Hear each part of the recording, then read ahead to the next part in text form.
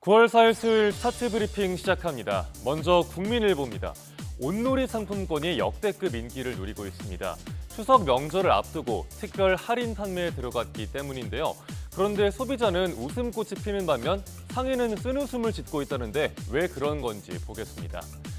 지난 2일 서울은행 곳곳이 온누리 상품권을 사려는 어르신들로 북적였습니다.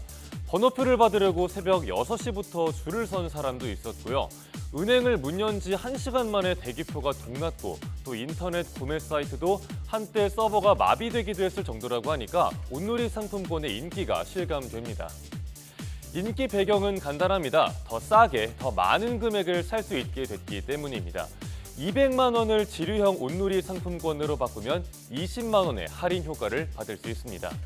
하지만 가맹점에 등록되지 않은 상점들은 온누리 상품권이 그리 달갑지만은 않다고 합니다.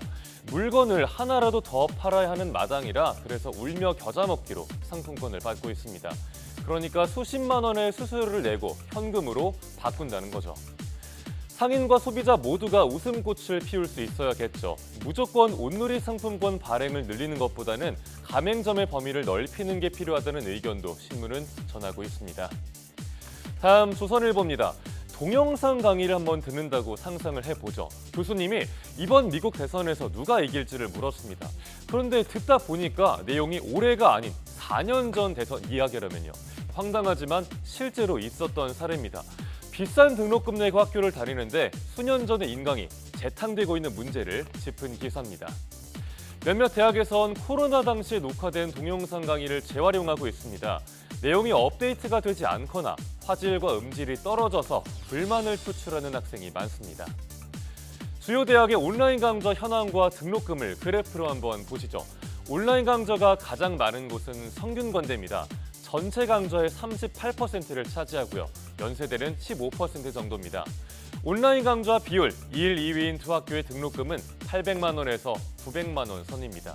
1000만 원 가까운 등록금을 대체 어디에 쓰는 건지 또 왜 교수님은 업데이트를 안 해주시는 건지 학생들은 불만입니다. 반면 교수님들은 이렇게 설명합니다.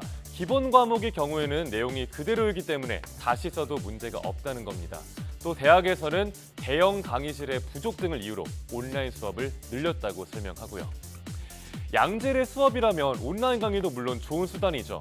하지만 지나치게 남용되고 재활용이 잦아지면 학생들의 배울 권리가 침해될 수 있다는 의견도 나오고 있습니다. 이번엔 한국일보입니다. 전국의 초중고에서 일어난 딥페이크 성범죄 사태. 학자들은 터질 게 터졌다면서 탄식합니다. 디지털 윤리 교육의 공백이 이번 사태를 초래했다는 건데요.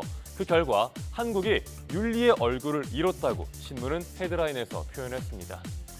우리나라의 디지털 교육은 사용법 중심입니다. 반면 미디어 리터러시, 그러니까 미디어를 비판적, 윤리적으로 잘 사용하는 문해력 교육은 거의 없는 상황입니다. 교육 선진국들은 저학년 때부터 체계적으로 미디어 리터러시를 가르칩니다. 토론과 체험 수업을 통해서 스스로 디지털 문해력을 키우도록 하는 거죠. 하지만 우리나라의 대책은 대부분 사후 대응입니다.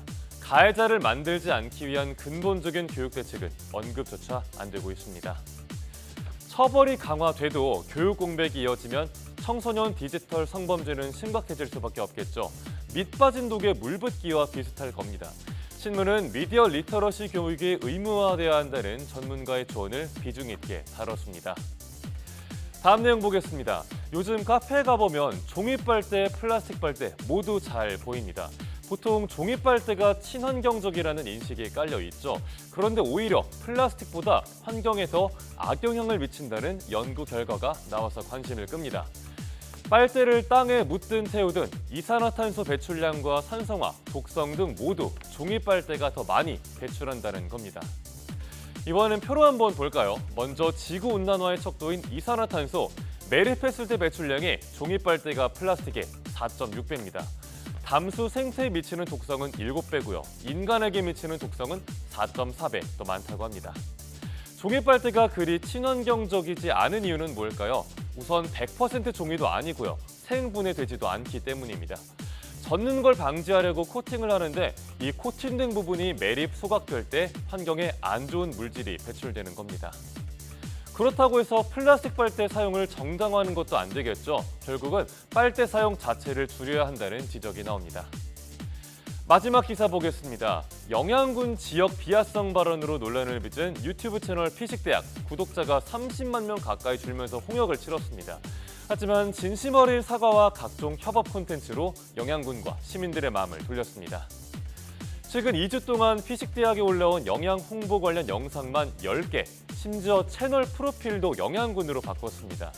이들의 진심에 영양군도 화답했습니다.